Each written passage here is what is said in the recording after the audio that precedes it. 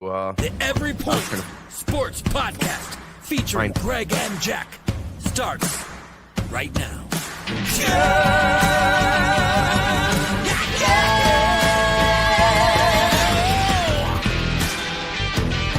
There, I'm back.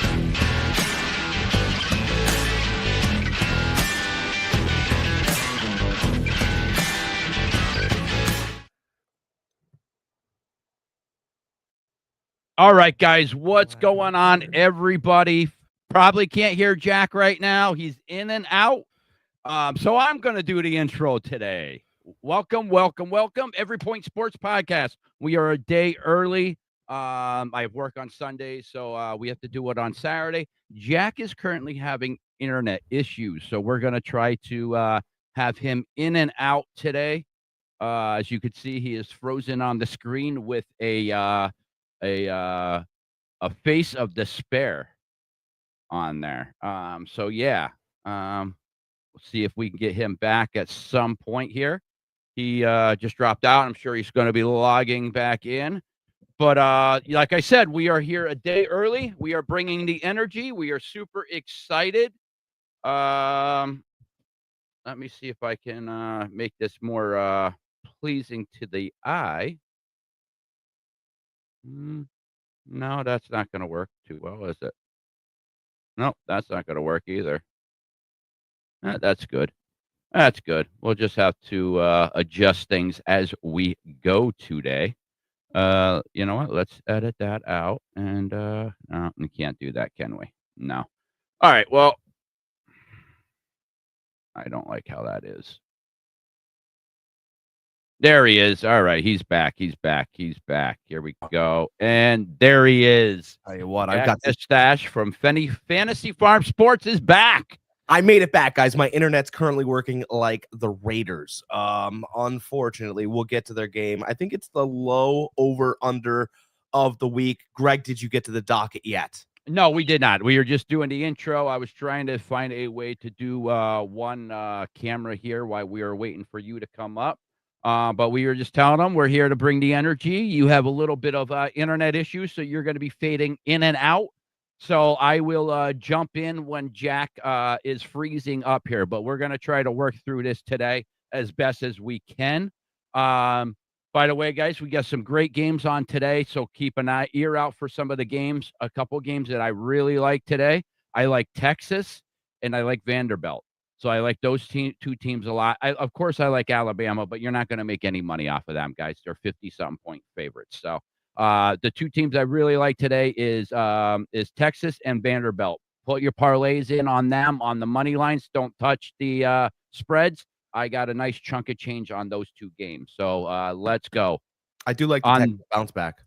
What's that? I do like the Texas bounce back. Yes, I like the Texas bounce back a lot. Hello, how are we doing today? Kenzel M. Thank you for showing up. We greatly appreciate it. Hopefully, Kenzie. All right, that's your name. It's Kenzie. Hopefully, we can make you some money today, give you some good information, or if you don't bet, some you could talk about to your boyfriend or to your girls to make you sound smarter. So, on that note, guys, I gave you a couple college games today. Today's college game day. Watch some games, have a great time, but we're here to talk about some NFL. So we had a pretty good game, pretty good week last week. We had a couple key games, again, that garbage games that we picked that should be slam dunks, out of our control, guys, out of our control. But the games that we were decisive on, we weren't sure, we actually came through. So came through. Appreciate the like and sub. Thank you very, very much. Awesome. Jump over to Fantasy Farm Sports. Make sure you give that like, sub over there. Watch some of the videos. Let's get our watch times up, guys. Jack and I need to start making some money here. Watch times, yeah. Fantasy Farm. So give us a sub. We're at 168.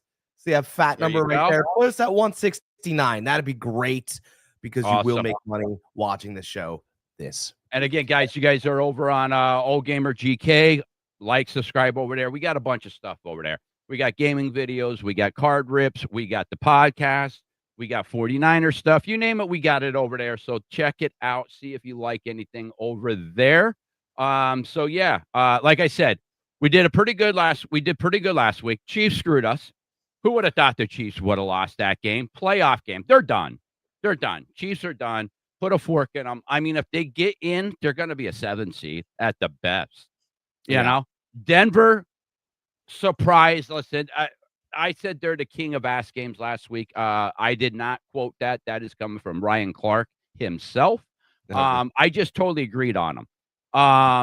Jack, we got a mustache. Nice.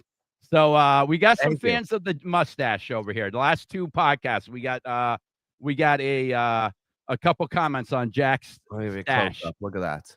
That's pretty good right there. That's full there curl. You go. So, but yeah, who would have thought that Denver? Listen, they're legit, man. Bo Nix, listen, he hits the passes when he needs to. That pass to set up the go-ahead field goal to win that game yesterday was disgusting. That inside throw, the corner had the outside. That was beautiful coverage. People are like, oh, why? What were they doing? No, dude, guys, listen, beautiful coverage. That was put in the perfect spot. The only spot to where either A, it wasn't intercepted, or B, broke up. So anybody that wants to criticize Bo Nix, listen, he makes the throws when he needs to. So yeah, great games last week. We got some good games on the docket this week. You got anything to what do you have a question about? Do you have anything to add about last week, or should we jump right in? We'll jump right in, but I do want to add the whole Bo Nix thing. You have to understand that Sean Payton never really got to pick his guy, right? He did grab Drew Brees and improved upon what Drew Brees was doing, because up until that point, Drew Brees' career was San Diego and maybe over. Right, so he made Drew Brees what Drew Brees was on the back end, but that wasn't his guy. It was kind of a guy to where he picked him afterwards. It was very like his friend Bruce Arians, what they've done with Baker Mayfield. They picked him afterwards, right? Bo Nix is essentially Bill Belichick's Tom Brady. Remember, Tom Brady was elevated after Bledsoe's injury. Bledsoe was Parcells' guy. And when Belichick got the opportunity to move on, he did. Bo Nix is Sean Payton's guy. And I got news. This is not a fluke. This is not a mystery. I think that Jack is freezing up right now. We'll give him a second. Andy Reid's a very good coach. There we go. Oh, am I back? Yep, you're back. That's you're great. back. You're back. You left off on Sean Payton finally got to pick his guy. Yeah, and I think Bo Nix, I don't think this is like, well, the Broncos, maybe they'll do good this year. I think this is going to be a long day for both the Harbaugh and the Reid franchise, because I think that Sean Payton is there for a while. So that's what I think. I think this is going to be a Denver Broncos team that could rule this division for some time. Yeah, guys, listen, Jack is going to be lagging in and out of here the whole podcast. For all you guys that showed up a little bit late, he's having internet issues. So we're going to try to work through this as best as we can today. I'm going to pick up where he lags out, and then he'll jump back in and finish off his point. So just work with us today. The great point, Jack. I totally agree with you. This is Sean Payton's guy. He finally he got into the Saints, like you said, with Drew Brees. A great quarterback he had. He built that team. This is the first time I think that he is. This is his team. You know what I mean? The Saints. Yeah, it was his team, but he didn't build that. The GM built that. He brought in some of his players. But this Denver team is his team. He ejected everybody a couple years ago that he didn't want there. I mean, we all seen it. I mean, they had 70 points put up on that defense. Look what happened since then. He brought in his guys, his team. If you think of Sean Payton, just think of the Denver Broncos, because this team is molded after him. Yeah, I think he listen. he got lucky with the whole, I don't want to say lucky, but he really did with the whole Drew Brees thing. He lucked out with the Hall of Fame quarterback. He handpicked this quarterback. He got rid of a future Hall of Famer with Russell Wilson, with a lot of money on the books that they're still paying him. So this could have really backfired for him, and it hasn't. He came out the other side looking like a diamond. So even if they don't make the Super Bowl, guys, listen, this is one of the youngest teams in the NFL right now. So Sean Payton is going to be given at least a 5-year leash on this. So, yeah. So listen, and if he's doing this good right now, handcuffed with that Russell Wilson contract, paying him $30 million a year, wait until that $30 million is opened up, and let's see what else he can, what other free agents he can bring in. Yeah, we're talking about the guy that drafted also Taysom Hill and Alvin Kamara. I don't think he's done. So. All right, guys. Let's talk about the first game today. We got the New York Giants at the Detroit Lions. Giants are getting 12.5. Over under is 50.5. Giants are at plus 600. Detroit is at negative 900 money line. I mean, this is pretty easy. Lions coming off the loss.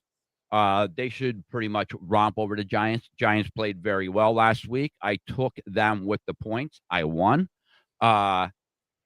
They still lost, but again, I took the points. They look like a team that was, I don't want to say much improved, but a team that was trying. They wanted to win last week for their interim coach, like I said. But that usually only lasts one game. After that, after the whole let's play for the interim coach, the rah type thing, that only lasts one game. After that, reality sets in. Listen, they're a much improved team. They're going to be a good team in the future, especially once they get their coach in place that they want there. But I don't see the Giants even coming close to this. I like Detroit here. I mean, 12.5 is a lot. I would probably try to get that down to 10. I actually, if it were any other quarterback, pick the quarterback in the league. If it was any other quarterback, I'd be like, well, they're probably going to phone it in. Jameis Winston's an odd fellow. He's going to get that team to play, even though they're going up in Detroit. I don't think Detroit is a great pass rush. And forgive me for saying this now, but I actually believe that out of both of the quarterbacks, Jameis Winston has more talent than Jared Goff. I just think he's more talented. Huh? I won't go that far, but well, I mean, let's say if Jared Goff and Jameis Winston both had to be banished to Cleveland, who would survive that? I think it would be Jameis Winston. I don't think Jared Goff would survive in a poor situation. He's only been in good ones. Right? I know, but the two that he's been in, he did very well in. Well, if I were to flip them, so you only could go by what his track record is. Two teams, he played well for two teams, went to a Super Bowl with one of them. If Jared Goff had to go to the Giants now, I would say that the Giants would have no chance to win any games for the rest of the season. He's not going to do that. I think that Jameis Winston will stand in and throw for 300 yards. That's probably a fantasy bet that you can make right now. He's going to sling the ball. Whether his receivers catch it, let the bounce off their hands, I don't know what they're going to do. It's been an odd team up there in New York all year. I don't think Detroit is a great pass rush either. They're fine, but they're not Houston. They're not Denver. They're not killers. And I do think that Winston's going to have some time. I'll take the Giants getting 12.5. They're still one of the worst rushing teams in the NFL. The Lions still have Gibbs. They have Montgomery. I think that play action is going to hurt them. Like I said, I don't like the 12.5. I do like. I would tease that down to a 10 if I could by a couple points. Yeah. And who knows? That might drop by tomorrow. But yeah, I mean, I'd like Detroit here. Again, there's only so much I think the Giants could do with injuries. And like I said, the Lions have a bad taste in their mouth from that loss with the Eagles on Monday night. So yeah. All right, next we got the New England Patriots at the Cincinnati Bengals. Patriots are giving 7.5. Over under is 49.5. Patriots are negative 375. Cincinnati's at plus 295. again, Patriots can't stop it. Or sorry, Bengals can't stop anybody on defense. Listen, their offense, they can score no matter what. But they are without Chase this week for spitting in Ramsey's face. What an idiot. When are these players going to learn? Like, quit spitting on people. Like, come on. Like, what is this? A new thing that's happening? Do you walk down the street and when somebody says something, you spit on them? Like, what is this? I don't know, but it's being learned somewhere. Somewhere. I don't get it. It's happening too much this year. Too much this year. And we started the season with it. Yes, and you would think after that the rest of the players would learn, or at least their coaches or some coaches on their staff would make that an emphasis for them, saying, listen, no spitting, like before the game, like in the locker room. And by the way, we're going to win. We're going to wreck these guys. And by the way, guys, remember, no spitting. Yeah, there's 3. There used to be 3 rules in the locker room. Now there's 4.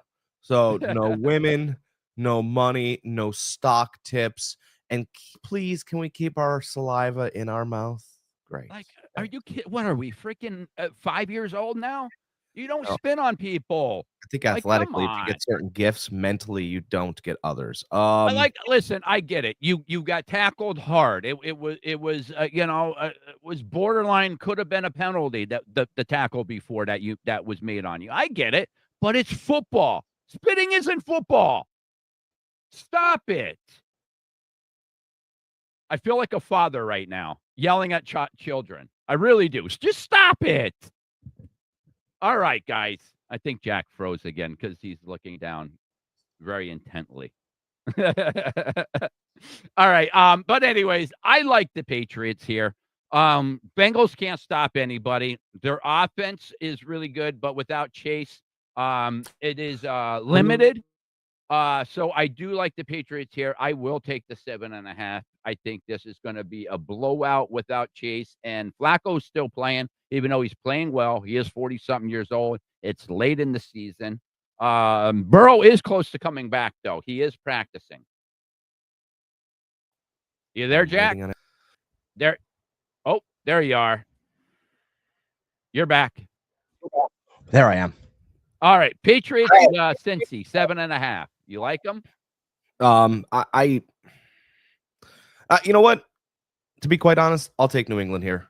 I'll take New England to beat Cincy. Chase is a big deal to me.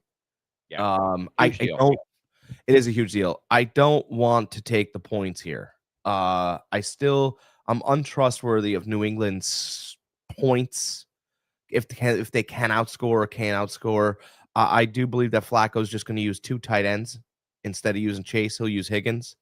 So I think that he'll be able to muster up enough points, and that 7.5 is going to get tight. So just take New England on the money line here. That's my thought. Yeah, I like New England on the money line. I'm actually going to take the over here, 49.5. I think a lot of points are going to be scored here. Again, no Chase, but you do have Flacco. Like Jack said, they probably will use a lot more 2 tight end sets. Chris Brown is still in the backfield. They still have Higgins. They have a couple good tight ends there.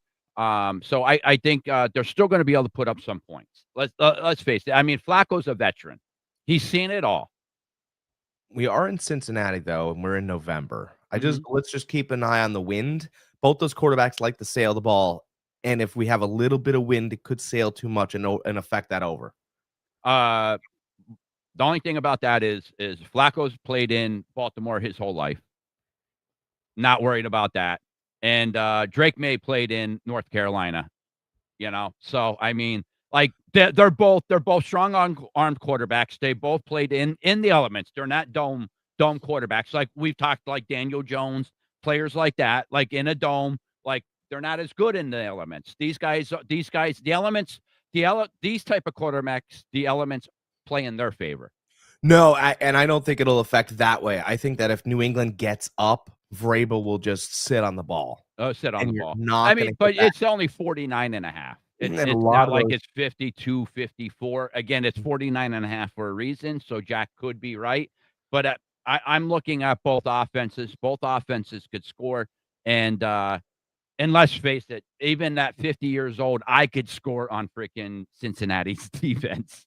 I'm thinking about the Cincy overs, though. How many Cincy overs have hit since Flacco's gotten there? And I just think it might be time for one not to.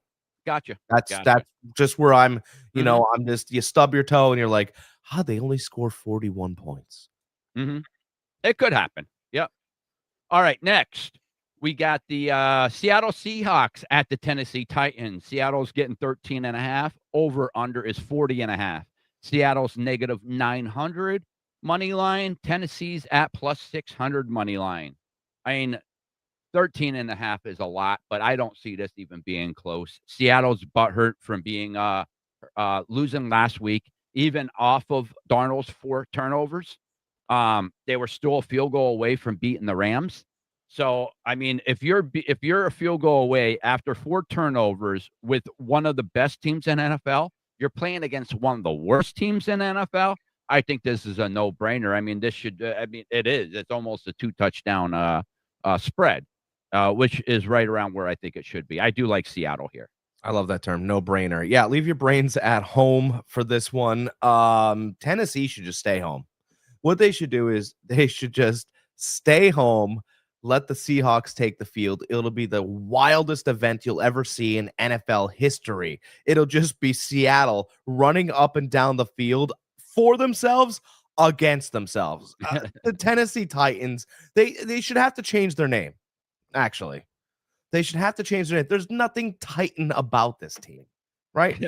They went from a good quarterback, good, not great, very at least serviceable quarterback, to whatever Cam Ward's going to be once he gets his FedEx or UPS job or insurance sales job in 2 years, which is coming. So you start practicing now, Cam. Those Tennessee Titans, like I said, team name doesn't match what they are. They're not Titans. They have no spirit. I expect what you expect. All of us not to use our brain and take those sea chickens. Right? Absolutely, the Sea Chickens. Next, we got the New York Jets at the Baltimore Ravens. Jets are at plus 13.5. Over under is 44.5. Jets are at plus 650. Ravens are at negative 1,000. Before go ahead. But I need to say this. You mentioned a 12.5, a 13, a 13.5. Yeah. Let me just. How bad is the NFL being represented this year by some teams? Mm-hmm. I mean, just a 13.5 point spread. That's embarrassing. Is the talent not there? Is the coaching not there? Something is missing from the NFL. Mm-hmm. I mean, go ahead. I just needed to. Every time I hear 13.5 in my ear, I'm like, what is going on here? Yeah, I mean, Jack is right though. The upper, I would say, 20 teams in NFL are dramatically better than the bottom 12 of the teams in NFL. Like there's a legitimately a huge gap in either talent or coaching in those bottom teams. So I totally agree with you. I mean, the spreads are showing it themselves. Unfortunately, this is just one of those weeks where we have some really crappy matchups. Last week was a lot better. This week, I mean, we have some bottom feeders playing against some really good teams. So, not that Baltimore's a really good team, but they're much improved and they are getting better. Go ahead.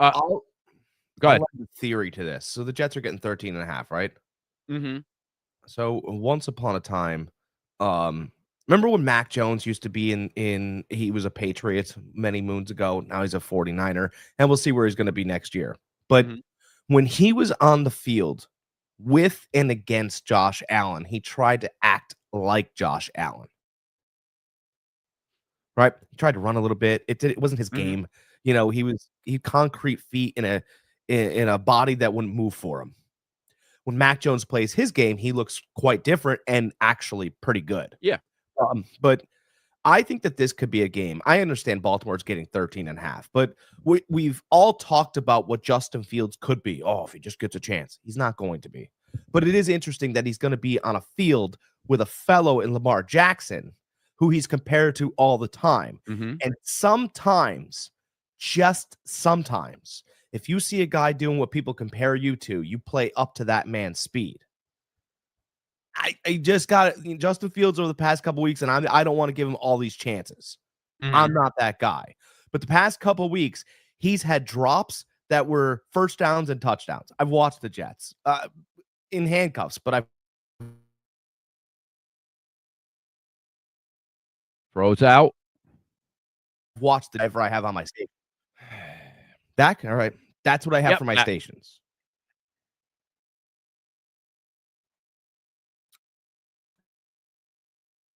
So chopping in. Choppy. I'm going to take the Jets.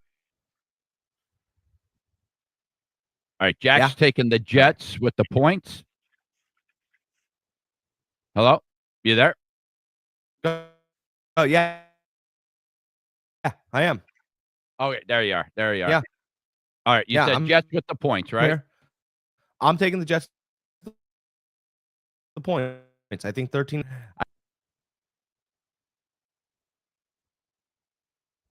There you are. You're here. Hello? All right. There you are. Yeah, I'm here. All right. All right. How do you feel? I mean, what you just said makes sense. 13.5 is a lot. I don't like the 13.5. I like Baltimore to win this, and win this decisively. But 13.5 is a lot, especially when you have a team like the Jets that don't have an identity. But if they're searching for one, like you said, they could look for somebody else like Lamar Jackson, and Fields could have a career day. I think this is going to be one of those games. Breece Hall has a really good game. 13.5 is a lot. I don't like the 13.5 with Baltimore. They haven't been the same Baltimore team that we have seen in the past. They've been very shaky this year. We both liked Cleveland last week going against Baltimore with the points. We won with that. I think we carry that over to this week. We take the points. Neither one of us are saying that Baltimore is going to lose this game. No. We're just saying that we like the 13.5. Yeah, I just, for me, again, I think Justin Fields knows he can do certain things. Mm-hmm. I also think he has no confidence in other things. Touch balls and balls across the middle, he sails sometimes unless he puts it right on them. Obviously, drops aren't helping him with his confidence. You sit there, geez, did I put it in the right spot? You start questioning yourself. But if Baltimore, and here's another thing, Baltimore could get the ball first. Mm-hmm. Let's just say, in the grand scheme of things, Baltimore gets the ball first. If Baltimore gets the ball first, he's going to get to watch the guy on the field that he's compared to. And if the guy moves the ball, it would strike a little bit of confidence and competitive spirit. I think Baltimore wins this game by 10. And I think Fields at this moment in the later weeks is going to try and prove that he can play in spots, but I think he's going to try and lay it all out there because that's how he is. 10 points, 13.5 is too much for me. I agree. I'm with Jack on this. I'll take the 13.5 with the Jets. Next, we got the Indianapolis Colts at the Kansas City Chiefs. Colts are getting 3.5. Over under is 50.5. Colts are at plus 154. Chiefs are at negative 185. I mean, I said last week, I like the Chiefs, and I like them a lot because it was a playoff game for them. Every game this year from now on is a playoff game for them. Well, they lost that game. Don't know how they lost that game. Don't know why they lost that game. I'm still dumbfounded over that. It just doesn't make sense to me. Besides that, though, they're going up against a very, very good Indy team, but it is at Arrowhead. 3.5. Boy. I don't know. This is a really tough game. I mean, my gut tells me we have to go with the Chiefs because if they do lose this game, you pretty much have to count them out of the playoffs the way everybody else is playing. Yes. Yes. So, this is a do or die situation for them. And this is one of those games that if the Chiefs would have won last week, I probably would have picked Indy this week. That's how much I like Indy.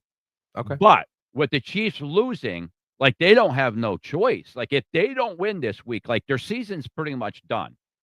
Yeah. So I'm gonna roll one last time this week with Kansas City, and it's only because it's do or die for them. That's it. If they lose this game, they're pretty much done. Put a fork in them. I don't see them recouping. The AFC has too many good teams there for them. So yeah, I'm gonna go with Kansas City here. What do you think? Yeah. So 2 forks will be put in, right? Just because the team No, needs to you're win you're doesn't mean they definitely win. right. You're definitely right. It's true. So let's give a little bit broader, right? Okay, they need to win, but they are at home, Mhm. so they get Big advantage they get a home field at advantage. Arrowhead, one of the loudest stadiums in the league.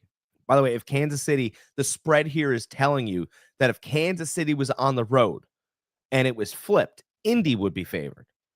Mhm. A 3-point spread on at home is just telling you that the home field is giving them 3 points. Yeah, they say they don't do that anymore, but you and I both know that they still handicap home field advantage by 3 points. We Sure. know it. We see it. Right. So Kansas, and especially in this case, Mhm. right? The problem with Kansas City is Patrick Mahomes. Okay, and I was saying this when he came out. We talked about this. They compared Caleb Williams to Patrick Mahomes. But he can't be because he's got 4 Super Bowls. Stop that. Patrick Mahomes hasn't been playing on-time football in 2 years. That's why Philly killed him. They didn't let him, like, every time Tom Brady took the field, he had multiple answers. That's why once he got into the game, if they were stopping him one way, he went to another way. And maybe he'd go back this way too once he visited this area. He had multiple answers. Patrick Mahomes doesn't. Mhm. You know, he's like, right now he's like Allen Iverson without the killer crossover. What do you got? You know, it's not very good. Roy Jones Jr., once he lost that impeccable speed and knowledge, bang, knocked out on the floor. By the way, it doesn't look good. It looks like Patrick Mahomes, was so good he was able to not study for the test, so he got used to it. Now he's got to study a little bit because the league's caught up to him. Does he study well? I don't think he is. How can a team like the Colts, with a better record than the Chiefs, be an underdog in this game? It's very simple. It's very simple. The Indianapolis Colts, they're not believing that they're a strong enough team to walk into home field of Arrowhead. Almost think of this game. I understand records and all. Think of this game like Detroit versus Philadelphia. Detroit's a very good team. Walking into Philadelphia, it was 2.5, 3 points last week, right? Yeah. And I understand the records were even, but this Kansas City team built their record before they had all their tools back. And now they just lost another tool in Pacheco, so they're trying to retool once again. That's how I want you to think of this. They're still giving Patrick Mahomes the advantage and the Kansas City Chiefs, thinking maybe they'll figure it out one more time. I'm with Greg. I believe that Kansas City will find some way, not convincingly, but to find some way to give Buckner a 42-yard field goal at the end and escape this game by 2 points. I don't think Kansas City's this juggernaut. I don't think they're No, they're not. I think they're a top 10 team, and maybe the number's 9. But maybe the number's 10. It could even be 11. Right. Listen, because their defense isn't there anymore. Their defense, everybody used to talk about Patrick Mahomes this, Patrick Mahomes that. But that defense was always a very stout defense, too. Chris Jones is a shell of himself right now. He's starting to show his age. He's not getting in there. I was watching that game last week, and I'm like, oh, no, Chris Jones, it was fourth quarter, last 5 minutes. I'm like, oh, Chris Jones is going to get in there. He's going to stop this play from happening. Like, something's going to happen. The Kansas City defense always ends up making something happen and gives Mahomes another shot. Well, they didn't do that, and they're not able to do that right now. They just don't have the pieces there anymore. They got older. And like Jack said, Mahomes has just been off a little bit ever since that Super Bowl, ever since the Eagles have put that in his head, that pass rush in his head, he hasn't looked the same. Looks like Jack froze there, but yeah, I'm with Jack. I echo the same thing Jack said. I do like Kansas City here. Kansas City's back is up against the wall. This is a must win. Listen, I understand what Tommy Dime said. Just because a team needs to win doesn't always mean that they will win. You're right, but it does mean that they play that much harder. And when you already have a team that's on the cusp of being good or is good, that makes them a little bit better. So I do like Kansas City here. If they don't win, I think their season's done. Before we move on, I'm unfrozen, right? Yes. Before we move on, I want to because they came up in the same time frame. I would like the Steph Curry to Patrick Mahomes. Right? Mm-hmm. Steph Curry, the chemistry of the Chiefs once had is gone. Maybe that's true. Tommy's making great points here. Tommy Dunn. Oh, absolutely. I mean, you see it. Yes. Yeah, Kelsey. And I don't want to. I just want to. Oh, go ahead. Finish what you're saying.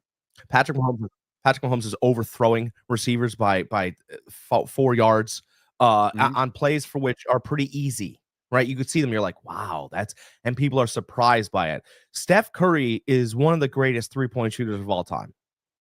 He's known for 3-pointers, but when he is getting a lot of 3-point attention, he dribbles the ball and he'll maybe make a floating layup just to keep you honest. Can Patrick Mahomes keep people honest with on-time plays so that when he needs an off-time play, he makes it? The answer over the past 2 seasons is no. He needs to only play off time, off script. And it's fantastic to watch. But when you run out of time, it's over. And his back is up against the wall, and he has to pass this test. And I don't believe he's put the work in to pass it. Tom Brady has never not made the playoffs. If Patrick Mahomes misses the playoffs, the GOAT debate is over. Ended. Done. Oh, it was never started. I mean, Brady is the GOAT. Like, guy has how many Super Bowls? 7 Super Bowls he went to? Like, that's ridiculous. Like, there is no if and buts about it. He's the best ever.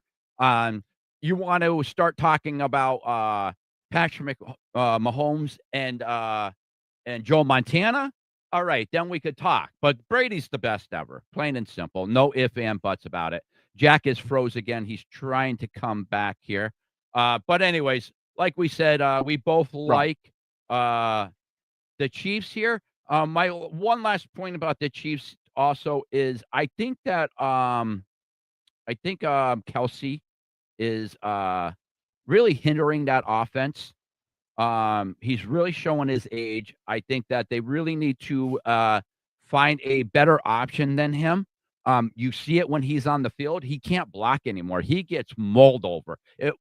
Look at the run plays that he has to block for. I guarantee 80% of the time he ends up on his ass. I've seen it. He's detrimental to that offense right now.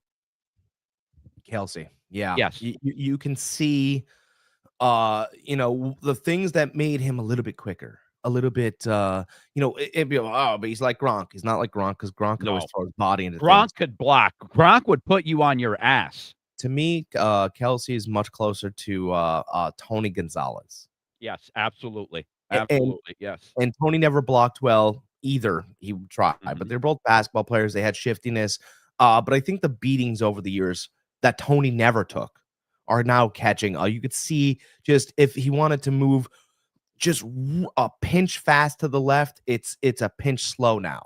It's watching a running back that had multiple guys lined up on his back over the years, and those hamstrings won't react the same way. It's an unfortunate truth, but we've arrived there. Yeah. Yep. He should really, in all honesty, he stuck around 1 year too long. Should have retired last year. Last year was he was done. You've seen it slowly decline last year, but this year you're really seeing it. Really seeing it. So next, let's see here. Oh, sorry, my thing took a let's see here. We got Kansas. Okay, we got the Pittsburgh Steelers at the Chicago Bears. Pittsburgh's at +2.5. Over under is 45.5. Pittsburgh's at +124. Bears are at -148. Listen, Bears are playing much, much better football lately. That seems like Caleb is starting to grasp that offense a little bit better. He's staying in that pocket a little bit longer. He's not running around like an idiot. And when he does, he's making the plays with his legs that he needs to, running for first downs. He scampered on for, what, a 30-yard run last week?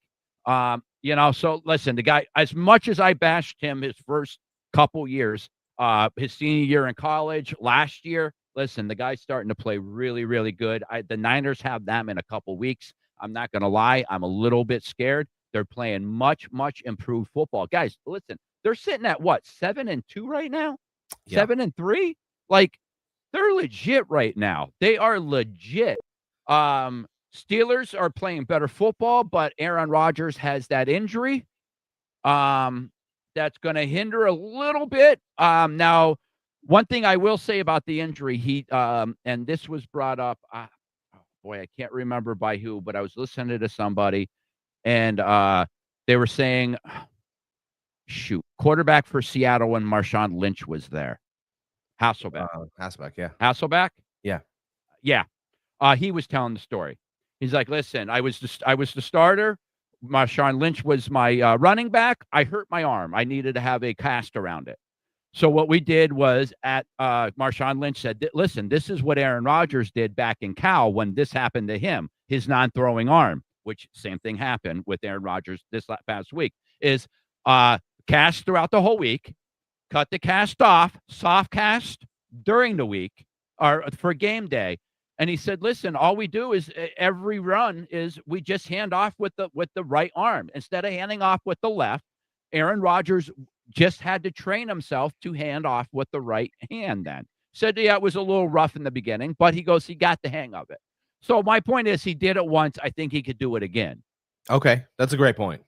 It's a great story, too, because the whole everyone's thinking about is the injury, right? I mean, that's kind of where we sit. And it's huge. It's huge because Aaron Rodgers is playing really, really good football right now. Yeah. I'm leaning Chicago here. I don't really believe that Chicago's getting enough credit for what they are. 46 is not a Pittsburgh number. 46 is a Chicago number.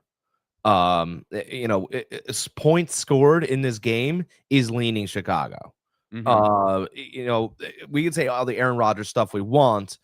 I'm guessing he'll get hit or he'll get banged or something will happen where he's going to have to move and run with that arm, right? And we'll see.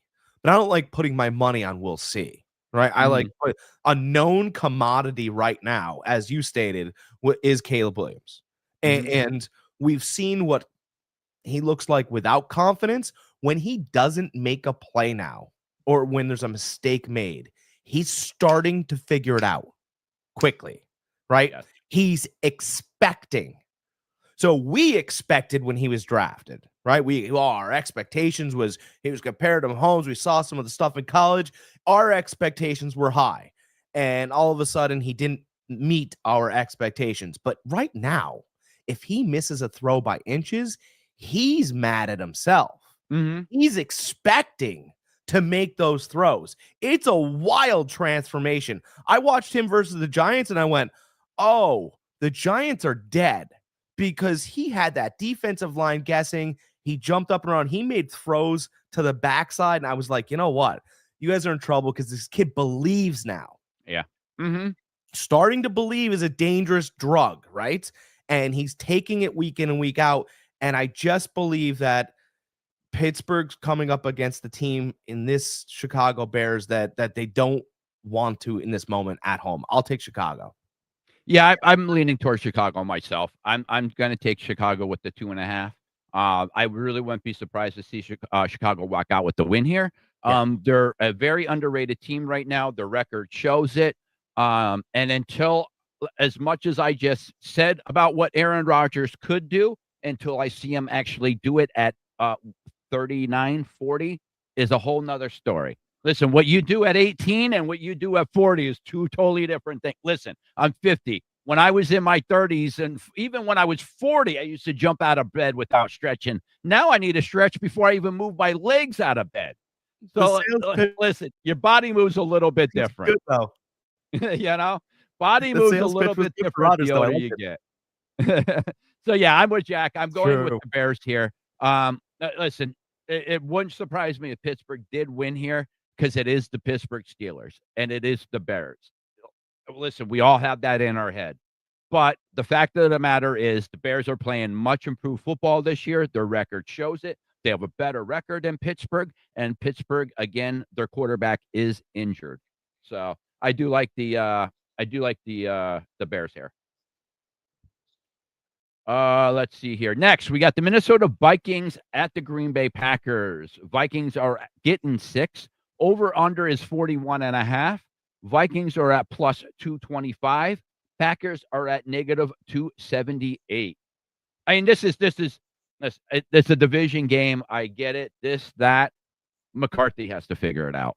I mean, as long as he's back there at quarterback, I cannot put any money on the Vikings. I can't. I just can't. Yeah.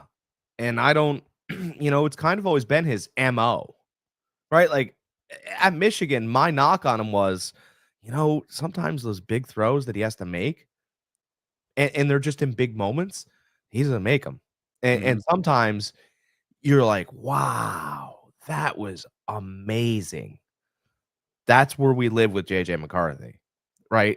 And he doesn't have to do anything amazing sometimes. No, he shouldn't have to. He has a great supporting cast with Addison, Jefferson, like Hawkinson.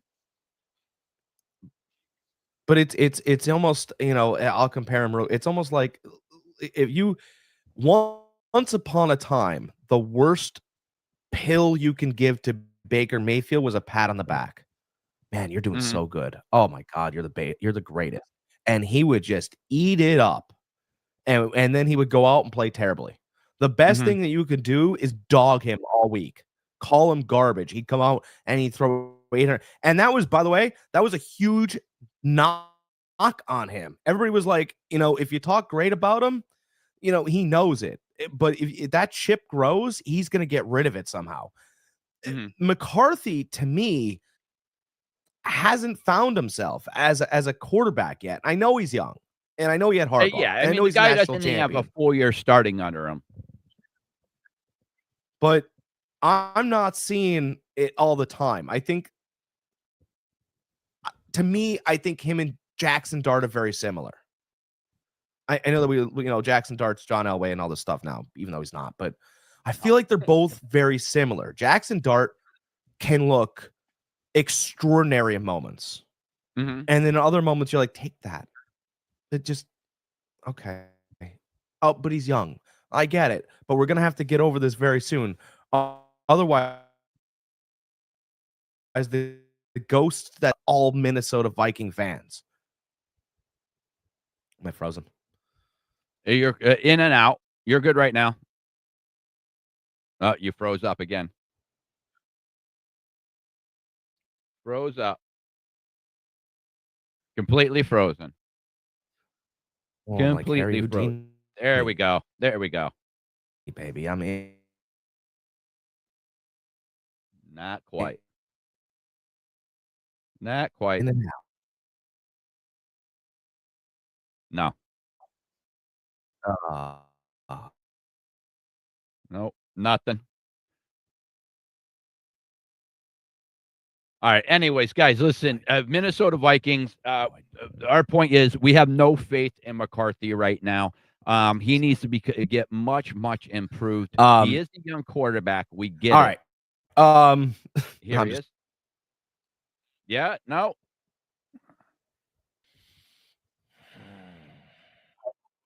Yeah. I think I am, but I can hear you barely. You're starting to sound like Max Hedren again. Oh, all right. I think he's resetting. All right. So, anyways, guys, we both like Minnesota here. It sounded like the Packers here, it sounded like. We're not sold on Minnesota. Packers, I thought would be much, much better than what they are right now. Jordan Love showed that he needs to improve more. He needs to grow more. Those wide receivers need to learn to catch the ball. That defense is all right. I thought they'd be a little bit better with Micah Parsons there, but they're still young. One of the youngest teams in NFL. So yeah, I like the Packers here. I'll take the 6 points. Are you back, Jack? You there, Jack? You there? Hello? Yes? No. All right. So going with the Packers here, that me? 6 points. Oh, yes, there you are. There you're not. Oh, there I am? Yes. Oh, maybe back. This is crazy. I'm sorry. Packers? Yes? I apologize to Packers, yes. Okay, Packers, yes. All right. Next, we got the Jacksonville Jaguars at the Arizona Cardinals. Jags are getting 2.5. Or sorry, giving 2.5. Over under is 47.5. Jags are at negative 148 money line. Arizona is at plus 124 money line. This is a game that, listen, Cardinals playing much better football with Jacoby Brissett back there under quarterback. He threw for a franchise record 47 times or something like that last week. Still, the Niners crushed them. It wasn't even close. So I do like the Jags here. But what I really, really like is I really like the over here. I love the 47.5 over. Both of these teams can score. Both defenses are kind of So yeah, I like the over here and the Jags. Are you there, Jack? Yeah, I think I am. Okay. What are the Jags? What are the Jags? I know what the animal is, so don't at me with your Jaguar comments. But I like Liam Cohen. I don't think that him and Trevor Lawrence are going to, live in the same building very long. I don't.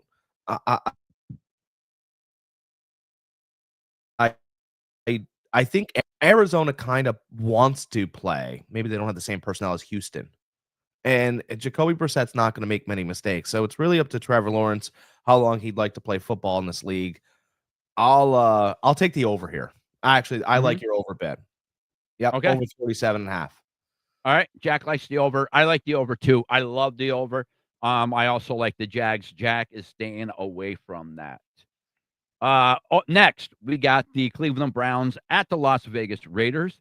Browns are at plus 3.5. Over under is 36.5. Cleveland's at plus 160. Raiders are at negative 192.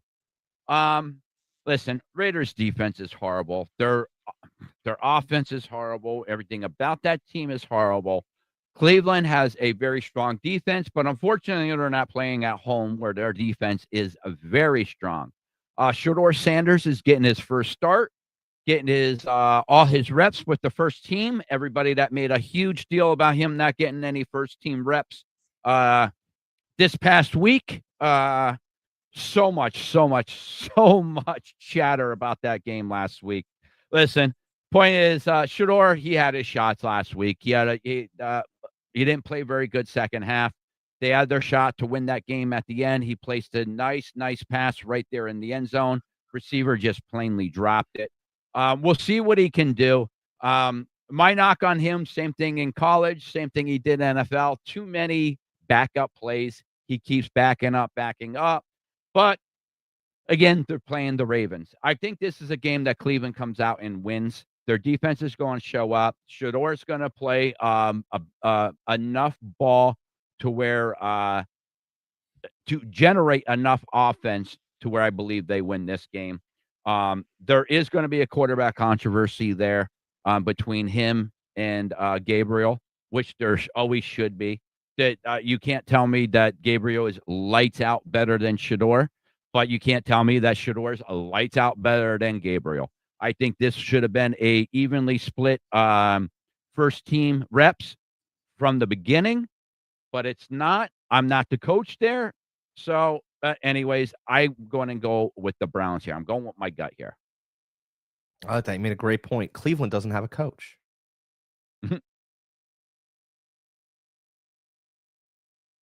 And that's all Jack has to say about this game is that Cleveland doesn't have a Fantastic.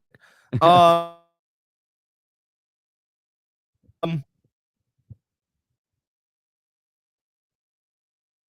No. I won. Nothing. Froze. If a team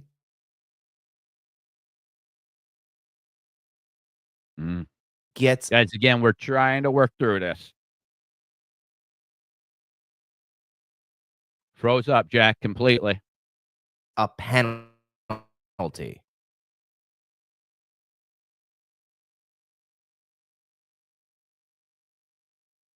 Yep, Jack is pinwheeling. All right, let me talk a little bit about this game. See if Jack. Yeah, that's probably back. true. There he is. Am I back yet? Yeah, you're back. All right, we're on the So Cleveland many people Raiders. think Cleveland. about, well, You're gone again.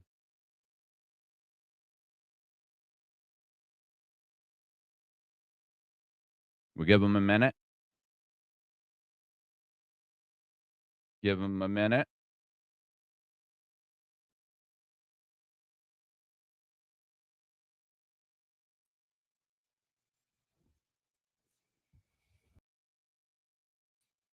You there? Yeah, I'm here. I was just mimicking a firearm. Are we on Cleveland? Yes, Cleveland, yes. So here's my thought. Cleveland does not have a coach, and what I was wondering is if your coach gets coach of the year in the NFL, we don't know what these contracts look like, but if your coach gets coach of the year and you decide to fire him, does your team have to pay an NFL penalty? It's a question of mine because Stefanski has coaches of the year for which he doesn't deserve any of them. Okay. And so they're not going to get rid of them because the team will accrue a fine. They're not going to tell the average fan. They won't even tell. They'll tell ESPN, but they won't be able to use it as a talking point. My point is that Stefanski has done nothing to coach this team for 5 seasons. He's done nothing. If anybody deserves any credit for the wins for which Cleveland accrues, it's the defensive coordinator. Like you said, they're fantastic in certain spots, especially at home. Shedeur Sanders, whether he plays well or not against the bad defense, isn't going to change the fact that he's being coached by a moron. It just is. There's a certain truth. There's a skill set you need to be able to coach in the NFL. I don't believe Stefanski's an NFL coach. Pete Carroll has a Super Bowl. And although it's been a difficult season and trying for him, I think this game is a huge trap. I think everybody's going to sit there and go, oh my God, take Cleveland getting 3.5.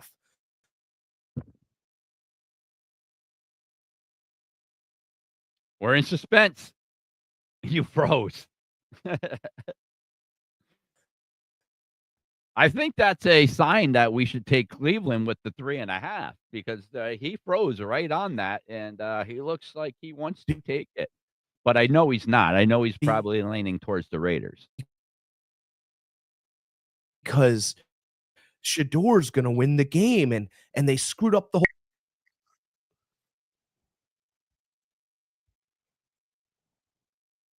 Froze up again. All right. It sounded like he was going to go with the Raiders there. Raiders by 10, he said. Jack said Raiders by 10. So Jack likes the Raiders here. I like the Cleveland Browns here. I'll take the 3.5 that I'm getting and run with it. Next, we got the Philadelphia Eagles at the Dallas Cowboys. Eagles are giving 3 points. Over under is 47.5. Eagles are at negative 175 money line. Dallas is at plus 145 money line. Guys, this is a game here that is gonna my pick is going to shock you guys. Everybody's probably thinking, oh, Greg, he's going to go with the Eagles here. There he is. You there? He's here, but he's choppy. He's looking like Max Hedren again. All right. Anyways, I said, everybody's thinking, oh, Greg's going to go with the Eagles here. He doesn't like Dallas. Every time he picks Dallas, blah, blah, blah. Listen, yeah, I'm here. This Eagles team. Oh, there you are. There you're not. All right. This Eagles team is not the same team that we're used to. Their offense is a bit challenging sometimes. Dallas offense, on the other hand, is showing that they could score at will currently. On their defense, now that they're getting healthy, they made a trade for Williams. They have that young linebacker that came back from injury. So I think this defense is going to start playing better than what they have been. They showed that last week. I am going to take Dallas this week. I'm going to take Dallas. I think they are going to upset the Eagles here. Eagles are going to trip up. Listen, I know Jack said that the more drama in Philly, the better they play, and you can't get any more drama than what is going on in Philly right now. But yeah, I like Dallas here for the upset. I really thought it would be more than plus 145 money line. It might go up at that point, but yeah, I like Dallas here. I'll take the 3 points. I even like them to win here, so I'll take the plus 145 money line. You there, Jack?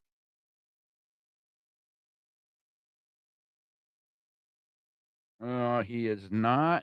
Nothing from him. All right. So yeah, on that point, I like the Dallas Cowboys here. Listen, guys, with Pickens and CeeDee Lamb on the outside, they're very, very hard to cover. Very hard to cover. Let's see if we can remove him and add him back. No, nothing. All right, next we got the Atlanta Falcons at the New Orleans Saints. Falcons are getting 2.5. Over under is 40.5. Falcons are at plus 114. Saints are at negative 135. Everybody's probably like, whoa, I thought the Saints were bad. Why are they getting points? Well, that's because Penix Jr. is not playing. We got Kirk Cousins. I'm just going to sign out. Thanks for dealing with this. All right, Jack is done, guys. Jack cannot be here. He keeps lagging out. So no big deal, guys. No big deal. We'll just make me big here. There we go. All right, guys. Yeah, I don't like being too big. We'll go back to the way it was. All right.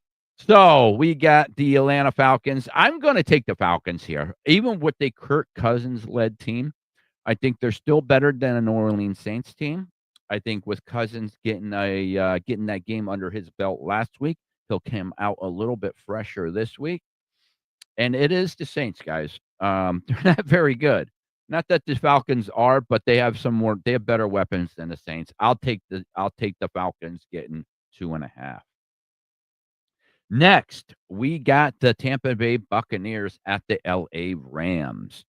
Bucks are still beat up. Not a lot of people on that offense. They still the running backs hurt, wide receivers hurt, linemen hurt. You name it, they're hurt on Tampa Bay. On that, I am taking the Rams here. The Rams are playing like one of the best teams in the NFL. I don't think we really need to talk too much about it. I'll take the Rams. Next, we got Monday Night Football. We got the Carolina Panthers, who is playing much, much improved football at the San Francisco 49ers. My team, super, super excited for this game. This is a revenge game for McCaffrey, who was drafted by the Panthers. But anyways, not really, guys. This is really not a revenge game. I'm just trying to make it up to be something that is really not. Let's see here if we got anything. No, nothing. I thought maybe we got a pick by Jack. We do not, though. 7.5 is a lot here, guys. I am not touching this 7.5. I'm just taking the money line. I think the Niners win straight out. Listen, Carolina's playing much, much better football. They're playing better football at home than they are away.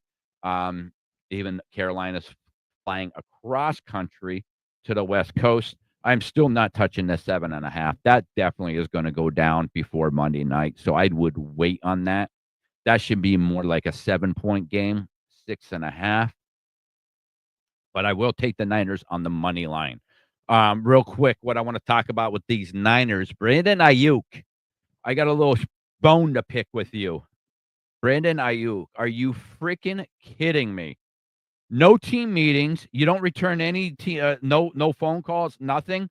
Like you guaranteed all this money playing for one of the greatest franchises in NFL history. And you're acting like a little fucking baby. Acting like a little baby right now. Like the Niners, in case anybody doesn't know, Brandon Ayuk hurt his knee last year. Been in rehab, pretty bad knee injury. Should have been back at practice already. Is not back at practice yet. He is currently throwing a hissy fit. He is not showing up at any team meetings, not returning any calls, nothing like that. Pretty much gave up on the 49ers. So therefore, we have voided all his bonuses, all his money that he was supposed to get. We have voided that for void of contract. He is now holding up his end of the contract. For all you guys that don't know, he signed a 4-year deal, $120-something million contract last year with us, and is currently not playing. Currently does not seem like he wants to be a 49er. I got news for you, buddy. People that act like this, that act like little babies, that doesn't want to do their job, they don't make $120-something million again. They don't. You are not going to make that money. No one is going to sign you to that large of a contract again. You'll be lucky to make $14 million a year. You'll be lucky to make next year. Plain and simple. Plain and simple. The Niners are just going to straight out release him. No trading him, nothing. Just going to release him, they're talking about. This is a guy that should easily fetch a first-round pick. He is a stud wide receiver when he's healthy. But you're immature. Dude, I had an abscess tooth this whole week. I didn't miss a fucking day of work. I went in, I did my job. We all have a job to do. Some of us get paid $18 an hour. Some of us make $1 million a game. You know what? For you to make $1 million a game, do your fucking job. I'm so worked up over this because I really liked Brandon Ayuk. I really did. I thought he was going to end up being a great wide receiver for us. Those catches he was making, I want somebody that wants to be part of a team. I don't want somebody that's going to sit at home and sulk and take everything off of social media and, I don't want to be a 49er anymore and boo freaking me and I'm going to sit here and cry. No one cares. No one feels sorry for you. No one. His post. I want all the smoke. You don't want no smoke. You know who wants smoke? People like Justin Jefferson. People that go out and play the damn game. You're not playing. You don't want no smoke. What you want a paycheck for doing nothing. That's what you want. Anyways, guys, that is my rant about about Brandon Ayuk. That is my rant. I won't go any further. I don't want toxic people on my team. I just don't. I want people that come in, bring their work pail to lunch, bring their lunchbox to lunch, and works. Brings their lunchbox to lunch, brings their lunchbox to work. I want them to work. I want them to be available. or at least try to be available, or at least work to get there. Communication, something. Guys, listen, my knee's still not right. I can't do this. You're not even telling them that. You're just not doing nothing. You're not even sitting in your team meetings. Yeah, I'm done with him. I am fine if the Niners release him. Hopefully we can void every year off his contract and not have to pay him anything. And good luck to the next team that signs him. I know there's rumors Steelers are interested in signing him. Good fucking luck. Him and freaking Metcalf on the same team. Talk about a headache. No freaking way would I want those two on the same team. Listen, talent alone, yeah. Heads, when you really dissect it, like personalities, head cases, no way. Metcalf is a head case to begin with. We all learn. Our Ayuk, he's a head case. Immature head case. So, but anyways, guys, yeah, I do like the Niners here, but not by 7.5. I will take the money line, and I will wait to see if that line drops a little bit. But I do like the Niners to win this game outright. Yeah, I think that's all we have to talk about this week, guys. Wish we had Jack here a little bit longer. Hopefully he'll get his internet settled. And then we will be back next week, guys. As always, guys, we greatly appreciate you guys showing up. Every week, we love doing this. We love talking sports. We love seeing you guys' questions on there, the interaction we're getting. So yeah, we greatly appreciate it. Keep watching the videos. Make sure you're watching the other videos. I got gaming videos over there. I got card rip videos over there. We got fantasy football videos. We got 49ers videos. We got a little bit of everything over on OldGamerGK Entertainment. So jump over to OldGamerGK over on YouTube. Check it out over there. Subscribe, like the videos. And as always, guys, be excellent to each other.